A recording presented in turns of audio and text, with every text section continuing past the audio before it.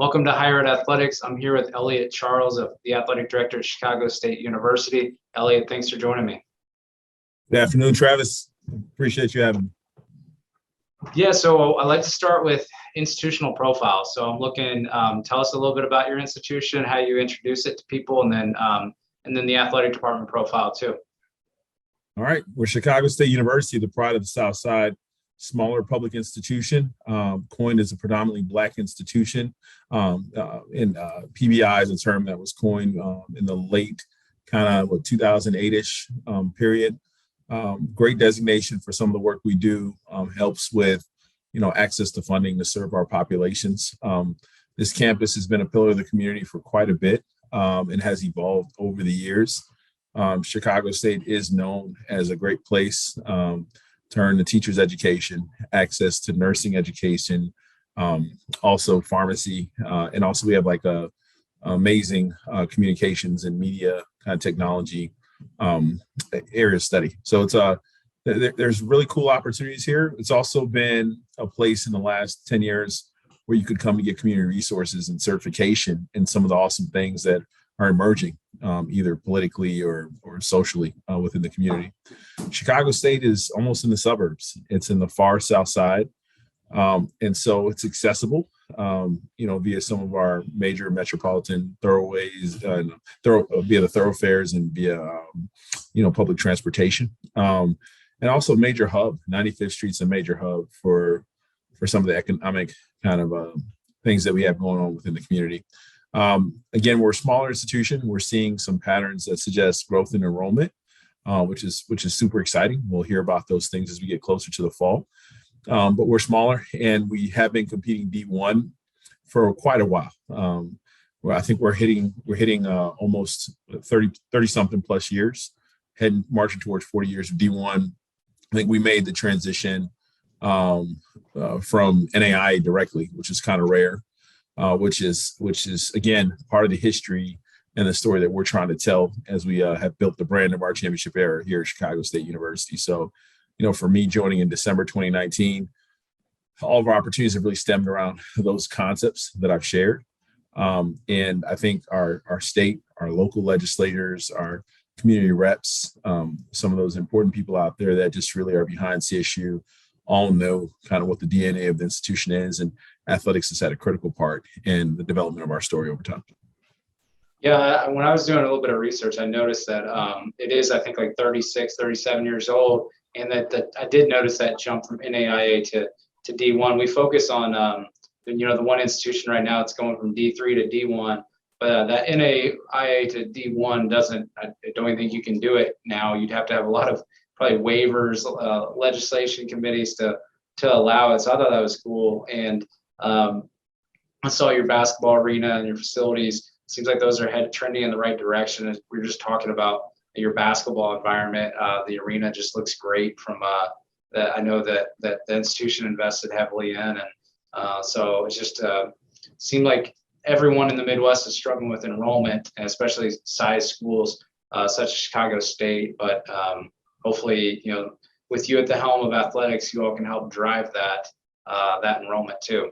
So thanks for being on here. I think from your those that are listening and watching you, they probably know most of your background, and I'll definitely mention that throughout. But kind of going to your time at Clemson, from what I understand, you helped with, or at least understood, this 21st century model proposal for Division I men's soccer. So kind of just curious if you can maybe explain what that is to people that may not know, and just it seems to have overwhelming support from student athletes, especially. So it's pretty important. Yeah, I was afforded the opportunity in my second year at Clemson to sit on the ACC legislative committee. And obviously, when you sit on committees and you're active in the association, it helps just being more aware of emerging concepts. And the 21st century model was something that both men's and women's soccer coaches have been reviewing for years, right? This was heavy work being done for a long time.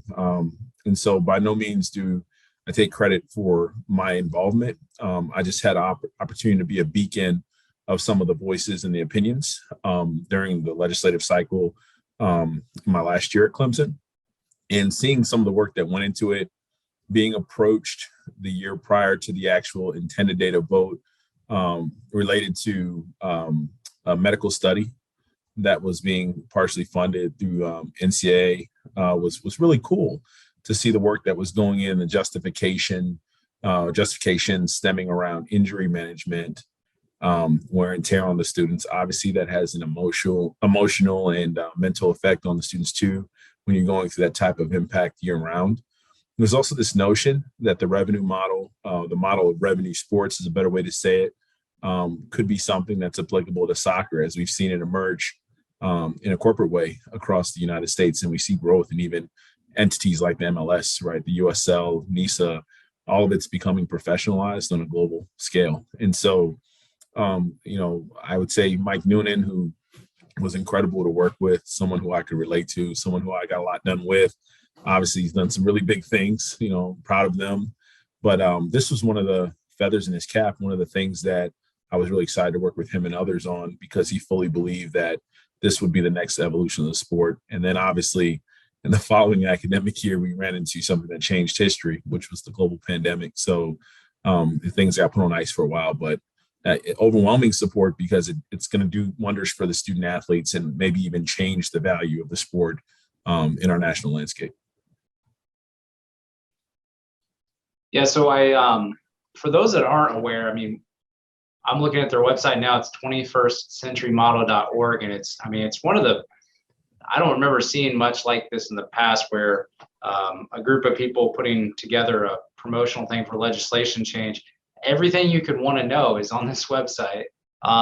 Even the criticism that people have mentioned, which we'll get to in a second. But are you familiar with the details as far as, what is the current model like with soccer games, and then what were they wanting to do? It's basically splitting it into a 2-semester sport, correct? Yeah, it's actually moving. So I've had a cursory view of the website, right? My knowledge predates some of the things that even appear there.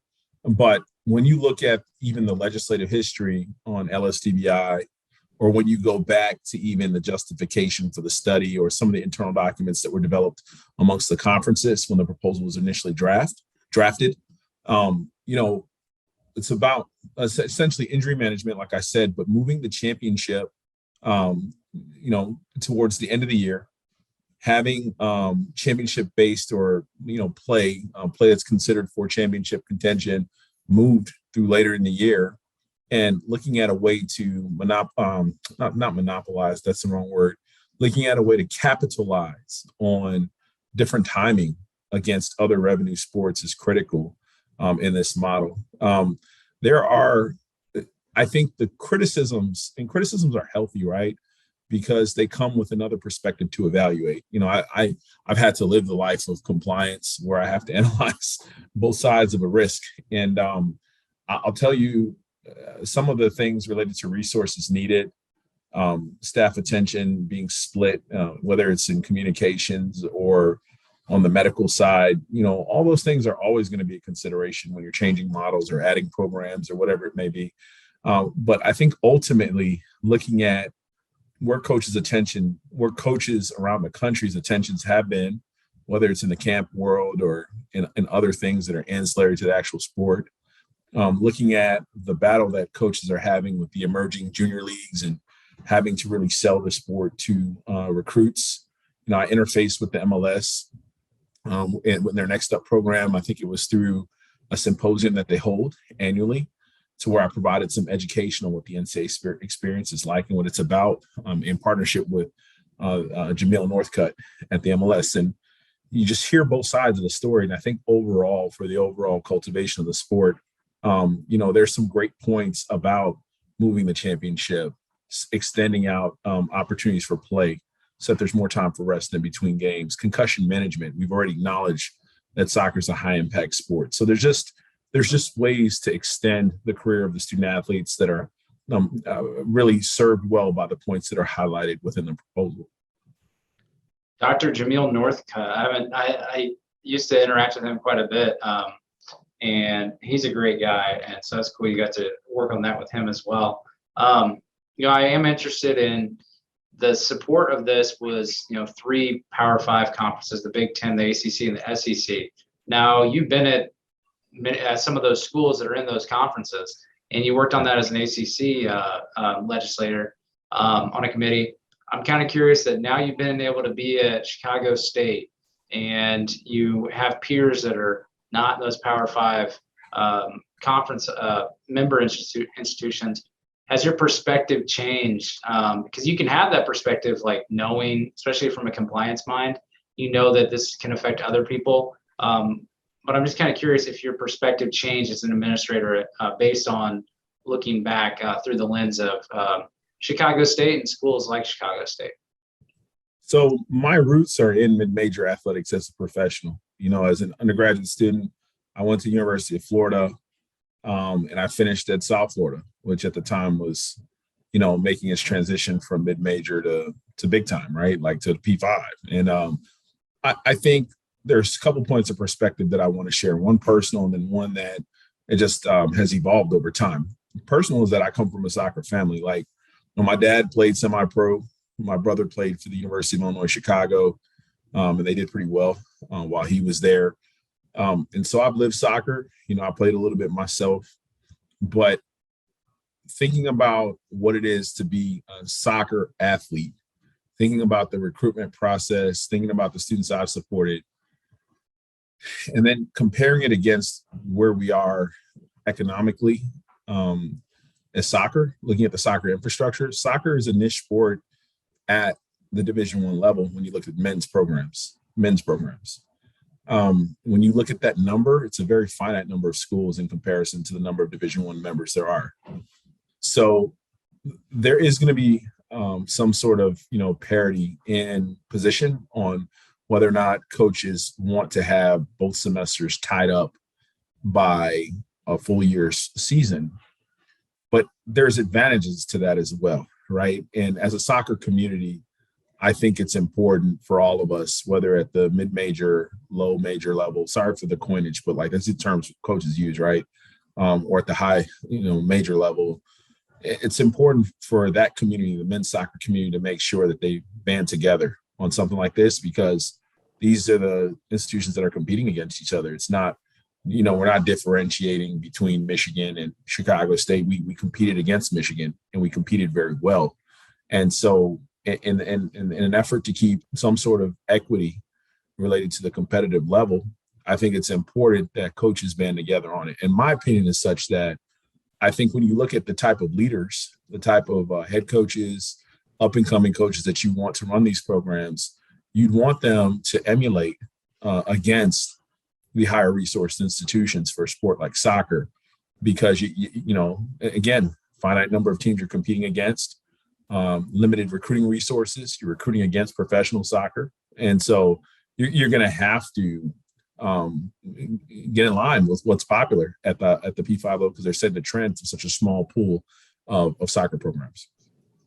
Yeah, and I come from I'm working at a soccer school with a legendary coach and program. Obviously, soccer is really important to us too, and so it'll just be interesting to see how that changes the sport. And I know women's soccer has chosen to kind of look at a different direction right now too. And I encourage everyone that's interested in it to go to the 21stcenturymodel.org. I was impressed with all the information you can find there. I think that's great perspective. I used to work at Indiana State, and they don't have men's soccer, but women's soccer, but just from the size wise of those mid majors. And yeah, the coining the terms thing. So I've worked in D2, Power 5, autonomy, whatever you want to call it, and then the Missouri Valley. I'm trying to come up with a name to not like make everybody mad when you refer to them. So I'm still working on that, like small to medium. You want to go like medium colleges, but then it just sounds like you're joking around. But yeah, so I'm still trying to work that into some conversations on a project I'm doing. But let's stick with your experience now at Chicago State. So I'm always curious when I've had someone on that's like 1 or 2 years into the job. And yours is interesting because it was before COVID. So I've interviewed people that took it during COVID. At least I think it was before. It was probably close. It was. Yeah, it was announced November 2019. So yeah, you were like up against it, and And so I'm just kind of curious, your initial reactions. So walk me through the process of actually finding out about the CSU opening and what steps you took to do your research on that opportunity, whether you were if you were approached or you knew you wanted to be in the Chicago area. I mean, kind of walk us through that thought process in the head of Elliott Charles. Well, I'll do my best to recount, and I'll be authentic, right? I'm not going to make it sound fancier or glitterier than it was. I will say that it was a very unique experience. I had applied to work at Chicago State previously. Some people will tell you that they want to be part of a culture. They've always been fans of something. Maybe their parents went to an institution, or maybe they were up for a challenge. For me, Chicago State was a story. It was a story. It was history that I had glimpses of, and I had known some people that worked here. And to me, there was low-hanging fruit. There were opportunities to really capitalize on some best practices that I had been trained really well in. And I thought that my leadership acumen had been developed enough at that point to be confident as a leader, a young leader, in taking some of the knowledge I had to serve this student population. I had done my homework on who the student athletes were, who the students at the institution are, at some of the amazing work that had just been teed up by President Scott. And I felt that it was enough of a catapult, a catalyst, a slingshot to really allow for, it was like blocking and tackling, an open hole, to run through and score the touchdown, which is, setting up the infrastructure of what could last around here. When I heard about the opportunity, I approached Dan Radakovich, and I asked him, we had a rapport to where I could just ask him. I said, well, what do you think of this opportunity? And he said something interesting, and I'll share it. He said, well, it's an interesting opportunity. But the only thing that, CSU and Clemson have in common are that they start with the letter C, right? And he was joking. And we came back for a second conversation, and he said, I think it's the right job for you, because he knew through my work style that I was, ready to tackle issues. I was ready to find solutions. I will tell you the last conversation that we had about it, other than him telling me that I could knock it out the box and really helping me through the interview process, was that, there was just some awesome connection. There was tethers, no matter who the, whether it was Michael Jordan having used this as a training facility for a long time, several years, whether it was some of the former ADs and connections outside the building, whether it was the likes of Kanye West and his mom, and some of the things that happened here that had tethers into the community and nationally, even globally, looking at some of our student athlete populations. There's just so many stories that I wanted to activate as being the history of Chicago State. And those things weren't readily accessible, but I had been exposed to it. So, Parker Search had this search, and, I had interfaced with Parker through just interactions, right? Being not too far from Atlanta. And I really thought it was important that I convey that I was interested in this. So there were a couple rounds, and there was the last public presentation. By that point, I knew that I really wanted it. And I had a chance to interface with the leaders here, got to shadow and see what was going on. And at that point, it was crazy, because I took the job, started December. On my first day, it was kind of like the last day of the term / when we were going into break. It was December 16th. And on that day, on my opening day, there was a board meeting. There was a board meeting that week. Sorry, that's a better way to say it, because if I go back, it might have been the next day. I think it was the first day. I don't remember. There was a staff holiday meeting, kind of luncheon, and then there was all these things that needed to happen in the sports program. So there was a lot going on, and then my family didn't relocate until late April of 2020, in the middle of the pandemic. So it was a lot, but it was an awesome experience coming into it. That's not, just the way that you can articulate the memories that you can tie back to that school is going to be a great way to kind of connect the dots to that institution. And okay, so once you became the athletic director, maybe you did this in your research leading up to it and through the interview process. How do you get there and you assess the institution and the athletic department, and then explain how you put that outline together, and then how do you prioritize? It's almost like you have to reverse engineer this vision. So I'm just curious how maybe you approach that once you either advance in the search and then once you got there. Reverse engineer is a great term. It's almost like you're a fly on the wall. So I want to throw questions back at you, but all jokes aside, I did something unorthodox in the last round of interviewing, which was the public presentation. I didn't just make a presentation about why my candidacy was viable. You know,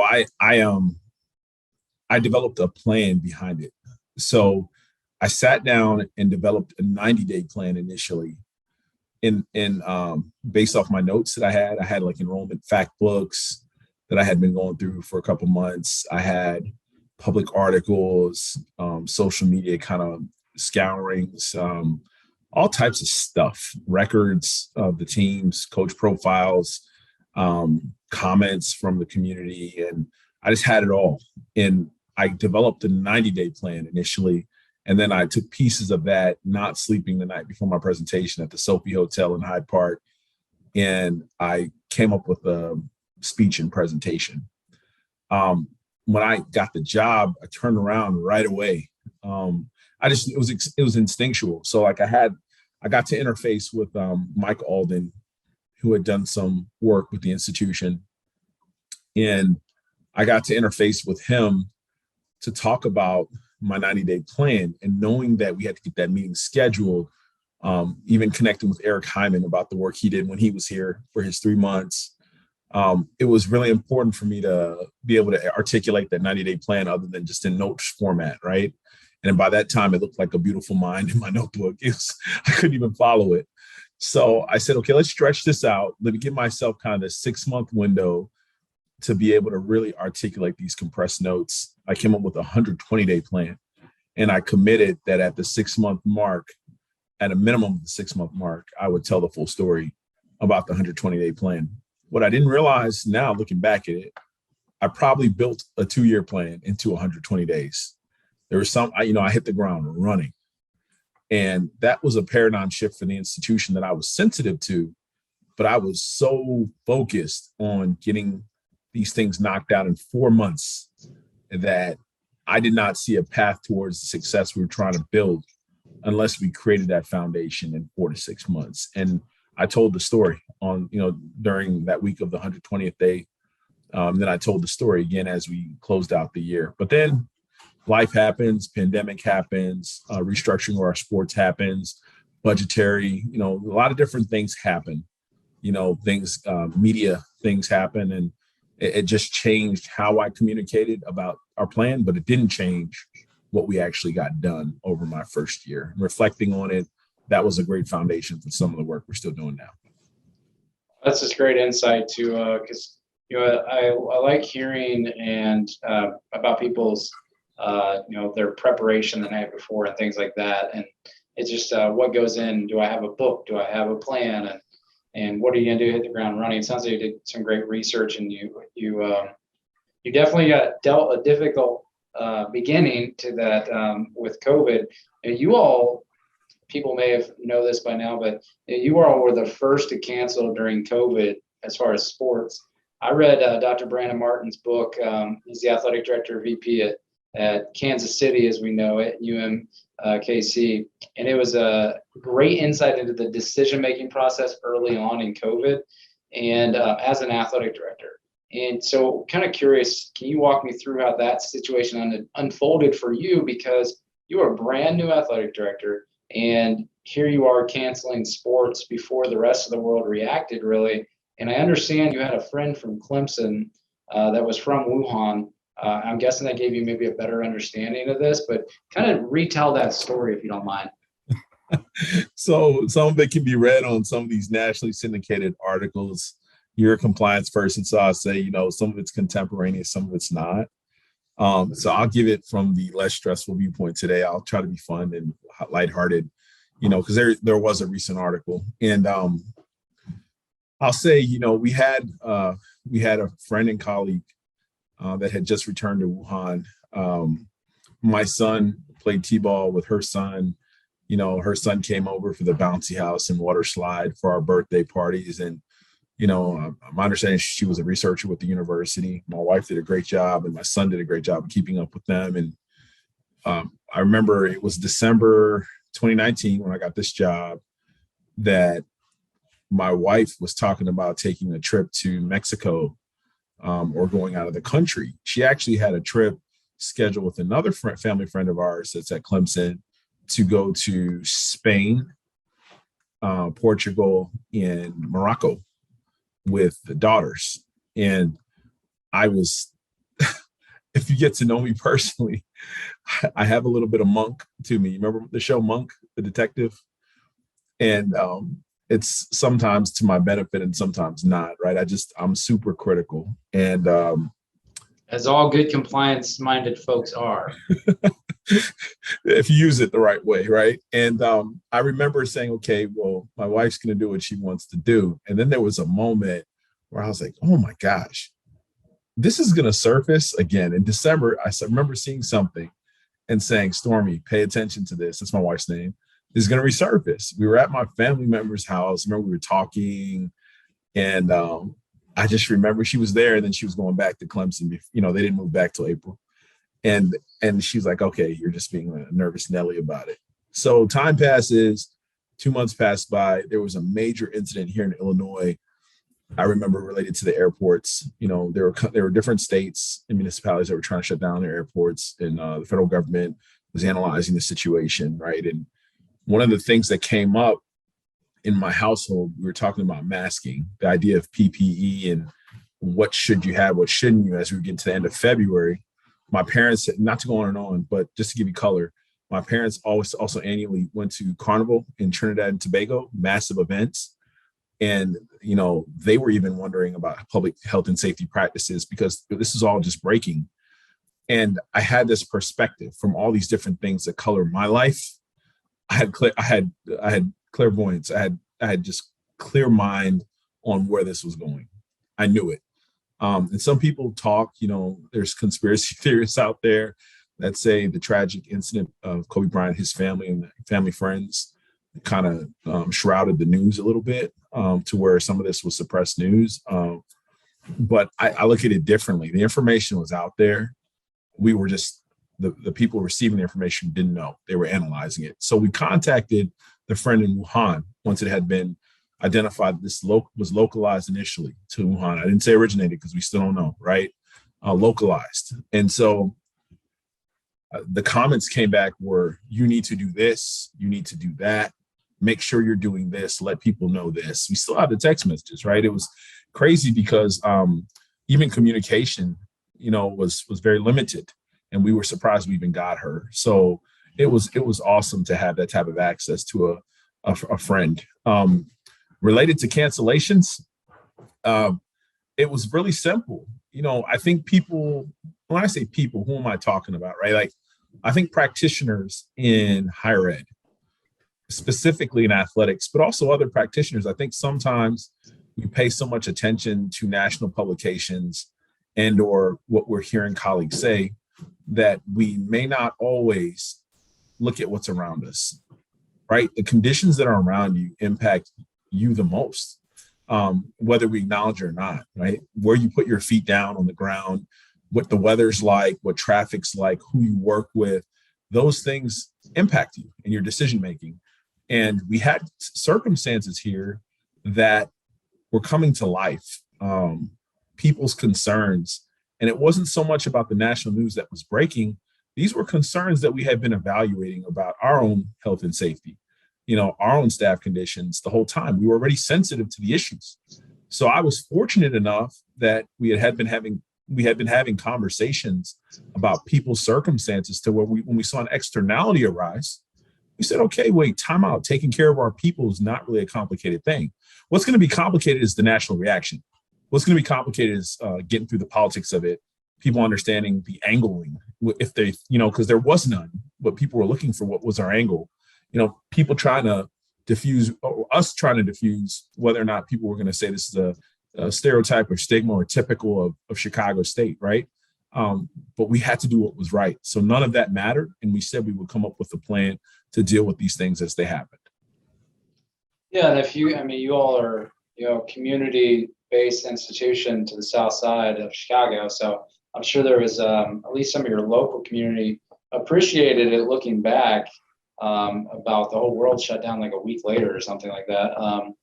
I had the president of he was president of Southern Utah University, and he walked me through. He took a job to oversee higher education in the state of Utah, but I had him on the podcast, and he talked to me about being in that room with all these presidents when they're trying to cancel the Big Sky basketball tournament, and you almost just had to do it because cases were starting to pile up, and that seemed early. You did it much earlier than that because I think you just brought in some good insight on what you were thinking of. It was more of a localized thing, so I think that's great insight. Yeah, and I'll add really quickly that so we did it as we were ending our regular season, and we actually consulted a little bit, as you mentioned, my fraternity brother Brandon Martin, highly acclaimed athletic director, awesome guy. His basketball staff contacted us, and I remember having a conversation with Lucas McKay on behalf of the AD, because I knew him from Clemson, just about how difficult the decision was going to be. But we couldn't put our finger on all the facts surrounding Seattle. And, it reminds me of times when, the MRSA or other types of staph infection or whatever it may be, when those things happen, if you can't wrap your head around the facts and you feel like there's a gaping hole in your understanding, you got to act. And it was, for us, we had a tough year that year, but it was never about competitiveness. It wasn't about likelihood of winning. It wasn't about saving money. Actually, in Illinois, they had convened, it seems like old news now, but they had convened the group of executives, so the presidents, and they had also convened some researchers, epidemiologists, people who were giving factual evidence of what, on a limited basis of what they knew. And it was enough to draw alarm and pause to where President Scott, being the great leader she is, she in that moment was able to say, hey, let's really consider our concern, and it's backed by evidence. So let's go ahead and move forward with what we got to do. Yeah, and looking back, just obviously it was the right thing to do at the time. Harder decision to make in the moment, I'm sure. I didn't have to be there. And is it quick for you? Because I started at IU in November 2019, like late November, and I just remember feeling like I barely know any of my coworkers, and now we're all working from home. Then it was just it was a weird time for sure. Speaking of President Scott, I looked into her background, and she's she's new-ish. She came in 2018, so it looked like a little over a year ahead of you maybe. But she's a lawyer by training and education, and she's a legal and crisis management expert. You could say that that's probably pretty helpful for college athletics and higher education right now. So I'm just curious about navigating those complexities in Chicago State's positioning in college athletics and whatever the future holds. How does that help or complicate those conversations between you and President Scott? Because I'm sure as much crisis management in the legal world, there's some ambiguity on whether it's a legal thing or it's a membership-driven organizational bylaw thing. So you got these compliance versus these legal issues, and she hasn't taken the traditional path to a college presidency. So I'm just kind of curious, being a compliance-minded person, what's that like, trying to also teach more about like the inner workings of NCAA governance and the differences between that and the law? So, that's a phenomenal question. And, I'm going to kind of use your question in my response to display how it's done here at Chicago State. President Scott is not just someone who's been a trailblazer. She's not just an attorney. She's not just a leader, not just an executive. She's been a mainstay in the community here in Chicago. President Scott has galvanized a lot of leaders around causes that impact and help Chicagoans in the South Side. That's a fact. I will say that taking complexities and simplifying them down into two concepts are the way that we've managed our leadership dynamic. You have to be able, in her world, to create simplified examples around things to create understanding. Everything's a legal matter. Everybody's a compliance person. That's how the business should work. And when you can get to an ideal place and you can actually say and believe that everything's a legal matter or needs to be looked at that way and everything is a compliance matter, you can start to become strategic about how to use risk analysis to not just prevent risk, but to win, what I call winning, to learn how to raise more revenue. The word audit doesn't have to be evil. Audit is a tool. And I think taking her background, taking the framework of our leadership and understanding how to simplify complex issues has been key. So when it comes to the national issues, the local issues, state level issues that pop up, whether it's sports wagering, whether it's been gender equity, whether it's been topics surrounding DE&I, whether it's been NIL, whether it's been unionization of athletes, so on and so forth. We can keep on going, right? I think that there's a difference between identifying relevance and a difference between identifying strategic priority or prioritization. And as a leader, as part of the university's leadership team, reporting directly to the president, everybody at that level is held with the responsibility of maximizing our limited time. And selfishly, I get a lot of time with the president. It's mainly because I enjoy talking to her, so I don't let her off the phone or out of my sight sometimes. But what I appreciate and what I think she appreciates as well is that I spend enough time in between our meetings, not just compiling what's relevant. We try to distill down to the issues that are priority. I call it my top 20%. I live by Pareto's principle. One of my mentors really made it stick for me in the past, Milton Overton. And working backwards from there, because if you get stuck in the insignificant many just because it's relevant, you'll find yourself not moving the needle. So we have to be talking within the 20% of what impacts our strategic direction. And I live by that, which is how we're able to touch on the issues that matter. Yeah, well, speaking of strategic direction, my last two question topics is related to that and to President Scott involvement in the direction of Chicago State. So much like a lot of schools looking to really grow enrollment, I think enrollment's almost cut in half in the last decade, not unlike a lot of places. So it's not really indicative of the institution as much as the area of higher education right now. What is President Scott's vision for you all in athletics to help in those goals of not only enrollment but also positioning yourself as an anchor on the South Side, is how I read it. On her Office of the President website. As a driver for economic change, right? It's a powerful statement when you look at our economic impact study and our mission, our strategic plan, going back to 2020. That's a great question, Travis. And I'm not speaking for the president, right? I have to be clear on that. I think that there are things that we can say that are related to or the result of or endemic to the value, the analysis of the value of higher education right now.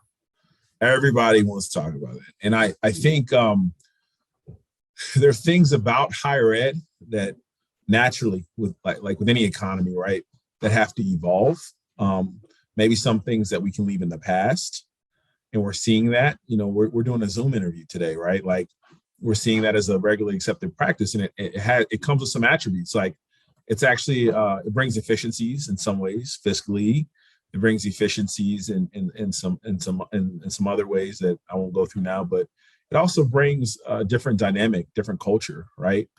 And you have to start asking your consumer, which is the student in the community, do they value this experience the same, what it's evolved to, the same way as they did in the past? And you can't just ask them that, right? Like you have to present, people smarter than me have to present tools that can provide some real data on what the actual value is to somebody, right? Without the question. And when we look at neighboring states and where Illinoisans are enrolling, where traditional, again, another term I think we should throw away, but where traditional students are enrolling, when we look at the massive movement with MOOCs over the last 20 years and how access to education that's used to help make more money at the job, how all that's evolved, right? That changes how a school like Chicago State is viewed. And when you look at athletics and you compare us to our conference mates, like for this year, like Grand Canyon as an example, their story over the last 10 years and some of the trials that they've gone through is like and unlike us in many ways, right? It's like and unlike us in many ways. And so, again, I told you I studied fact books before I took this job. I needed to know the enrollment story from how I viewed it as data, in addition to the stories I heard. And I think for us, re-engaging the university through athletics, as we say, the front porch, whether it be on a marketing basis, an engagement basis, straight up supporter basis, recruitment of students and student athletes basis, it was important to look at those South suburban zip codes and look at those populations that had decreased over time, or like look at the Western suburbs even, because Chicago is here. Chicago's our community. We're going to have recruiters out there. We're going to be doing our thing, trying to build our brand in Chicago always. That's the job. But looking at some of those other areas and where either local, state institutions, local two-year colleges benefited in enrollment, and looking at if there were opportunities to co-op or collaborate with some of those is the best way. Because last thing I'll say is education is like, for some, it's a continuum. It's what you do your whole life. It's like brushing your teeth. It's like riding a bike. For others, it's moments, and capturing what that value is and what that framework is of education for those different people from the different zip codes. You can do that through a data collection center like athletics, because we're collecting information constantly on recruits and patrons. And so the branding around our championship era gave everyone something to be aligned with. And it actually caught year two, which has been exciting because we've seen the tangible change in enrollment patterns and other things related to athletics for the university. Yeah, I'm once we're done with this, I'm jumping into my institutional research class. So I'm in the doctoral program here at IU, and so I'm gonna push back if he tries to tell me that athletics is not a source of data. I try to tell him, you're a compliance person, you understand. I try to tell him all the data that I have to submit to the NCAA every year. I feel like an institutional researcher already. I don't think he's buying it yet, but no, I think all those things, part of my podcast is really trying to bring higher education topics into it by training. And a few years ago, before I started this, in 2019, I didn't know much about higher education at all. And so I did like a deep dive for a year on just reading as much higher education books as I could about higher education administration. There are a lot of similarities that athletic directors and senior level administrators that want to be athletic directors, they need to know these things. And it's clear that you've done this this type of work, whether you realize it or not. You picked up all this higher education knowledge and the terminology. Yes, some of it we need to change the names, but we some of them just stick around. So I think that was a great answer. The last thing I want to talk to you about is not football.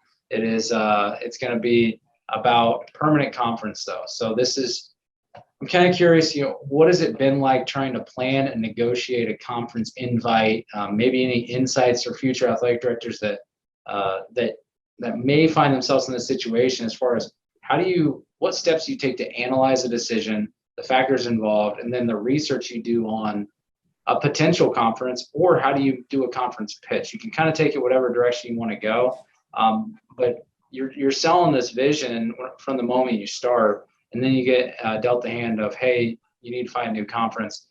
Just kind of curious your insights on that. Well, for many out there, and maybe identifying those sports fans and supporters as one, a conference to me was just another form of branding when, before I got into working in higher ed. Also, it was a place to store history, and I had a sense that money was earned through it.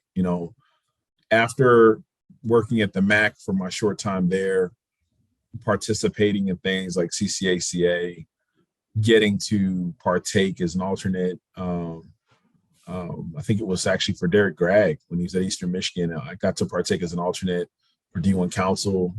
It changes your perspective on all of it. The natural progression at one point was for, a commissioner. I'll go backwards, right? Reverse order. A commissioner was a former AD or president, mostly ADs, right? ADs were former coaches. Coaches are former athletes. And then there was a sea of administrators and other people in between. And college presidents were older faculty. Yeah, there you go. Perfect. You completed the cycle there. And then faculty have their own kind of structure within all that. We just created a model. Maybe we can do a longitudinal or qualitative study together or something. But my world was rocked back in 2012. I think it was when the NCAA decided to first start taking a look at, number one, it was BCS, when the membership took a look at BCS. That was one. And two, I remember it was that miscellaneous allowance that was created. It was the beginning of cost of attendance that was tried out there in 2012 and pushed forward. And, I heard that working with a conference, trying to find a conference, is kind of like dating. I heard that in some quotes recently. I think you've seen that in some of the quotes after new members are announced. And I will contend, I've never been part of something like what I'm about to say, but it's what I imagine speed dating to be in a massive room. Everybody can see what you have to offer. They can see how you dress, how you represent your brand, what you sell, whether you're winning or losing. But it's like speed dating, but in slow motion. So it's like I'm in this room, there's all these people around me, but everything happens at the will of people external to you. And you're constantly trying to figure out what insider opinions are, what's going on in the different rooms. You're trying to figure out who do you actually need to speak with. And so for me, whenever I've been put in situations like that, you have to be strategic. You have to find a way to reserve things to only say to certain people, but you also have to put yourself out there. And again, I didn't put myself in this job, right? I found a way to say I was interested, and it was by the will of God and also by many other people that I landed here. And I'm thankful forever for that. But, part of what lends to people's success is their ability to discern how to be strategic and then to be authentic. You got to be you. And so my playbook was mine with some mentorship cues. And I thought it was important that people transparently know what we are and why we're in the situation we're in. Chicago State entered into a deal to join the WAC with the hopes of finding a permanent home, within 5 years after joining the WAC. What I didn't say is that the WAC was going to be that home. I don't think anybody knew at the time. I think all, Chicago State understood was that we wanted to create value around certain sports. We wanted to develop a national representation of who we are, or a reputation of who we are, and we wanted to represent well. And so taking some of that historical knowledge and perspective and saying, okay, I'm going to talk to as many people as we can about who we were trying to be was my tactic from day one. And that was my natural chops to it. I got a lot of other people involved. Some of the work that you do when you're trying to look for a conference, to get into the other part of your question, you have to engage groups that have access to, in the era of, people that you're trying to sell to, right? Not the selling doesn't happen on the floor of the presentation or when a vote is happening, right? Like, it happens with all the deep work that's done before, right? And this is a CEOs to CEOs thing. Everybody else underneath is just supporting the interaction while both parties are interested, right? Ultimately, the presidents and the boards of the institutions execute on the vision of added members joining or leaving, whatever it may be. And knowing all that, it was important for me to call on some of my connections, people that I've been working with, and understood that where I could articulate the vision, And it's been a long crawl. I identified when was it? Identified just one of the things I did in my 120-day plan was looking at where we strategically fit. And it's been almost a year and a half to 2 year process of trying to figure out where we're best suited. It's almost been 2 years. I've been on that for a minute, and we've had some interesting conversations, offers, interactions. We have some pending situations where we're doing our best to fit in where Chicago State fits in, and we're trying to let people know we bring value, and we're looking for like-minded colleagues to help us move forward into our next phase. So no breaking news on joining which conference you're joining yet. Not today, not on this podcast, no, not on this presentation. I'm sure. I can't wait to see it in the D1 ticker and the Extra Points newsletter or something like that for those guys. But one day, I'm sure it'll be good news. But have you set a timetable though on when does a decision have to be involved or have to be decided to join a conference, or are you all just prepared to remain independent and take your time since it's such a critical decision? So, I'll demystify some of that, right? Like, we signed a deal, which will be effective next year for multimedia rights to be licensed out for our sports, specifically for non-conference scheduling and invitational Windy City events. That took some time to take a look at that even, right? And we were unsure of the timing related to our conference memberships at the time. And also we had the thought to look ahead to even now and understanding before we knew that we were leaving the WAC, that there was a potential even not for just this summer, but for the summer prior, where we could potentially end up in an independent scenario. I think the brand, as I've talked with other leaders around campus, the brand of belonging to a conference and understanding the opportunity available is important before you just say, we'll go back to the history of being independent. For a significant portion of our time, the first several years of Division I membership, we were independent. And then we had a little stint again in the early 2000s. And I will say that there's nothing wrong with being independent. But when you hear the likes of major, conference members, Power 5 conference members, even reconsidering how they have navigated the independent waters, if they're evaluating that over the last years, we need to be too, right? And so I think our deadline was it's passed several times, right? And here's why. I think everybody needs to understand, if they don't already, not suggesting no one does, but coaches need to recruit. We need to be able to plan budgetarily.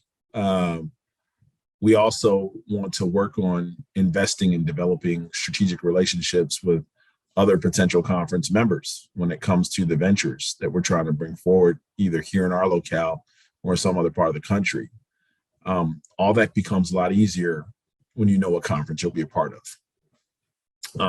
Even looking at revenue distribution, looking at our TV deal, looking at our apparel deal, looking at all those things, what sports we offer, all that needs to be strategically determined, and your member conference is a major part of that. So if it could be up to me, if I had some sort of crystal ball, I would say that I would have loved to have been able to announce this already. But at this point, we're just working within the natural environment, man. We're kind of being like water, right? We're flowing with it. Hopefully we're going with the right stream, but we're coming to a place where we have some clear kind of view on what's going to take place. And we're hoping very soon that we can move forward and make an announcement with the conference. Yeah. I'm reading the Amazon book, the latest one. And there's a chapter I just got done reading about the HQ2 announcement that we all were subject to for a year of politicians and states and cities, trying to be the one that Amazon selects. And I couldn't help but wonder if you ever reversed or made public these conference expansions and realignments, if you'd ever have a conference acting like Amazon saying hey, pitch us why we should accept you, and what type of agreements would be made, and if everything had to be out in the public. It's just an interesting time for the realignment and just the future of college athletics. So, Elliott Charles, athletic director of Chicago State University, definitely authentic on here. It's our first time to interact, and being here in Indiana, I just had Dwayne Peavy from DePaul on too. So I gotta get up to the Circle City and just make all these stops at these Chicago schools. But I look forward to connecting with you in person and having you on again. But I'm coming out of this learning a lot. I know the audience will too, and change probably some outside perspectives of Chicago State, because frankly, I didn't know much about the institution other than there was some turnover quite a bit. Sounds like they found the right person to lead the athletic department, and so I came out of this reassured for Chicago State fans. I appreciate the time, Travis. And like I said, it's our championship era. So my goal is almost like, to have that reverberate through everybody as a leader, and for anyone to be able to run with it. I'm just here to cultivate that. And I've appreciated every step along the way.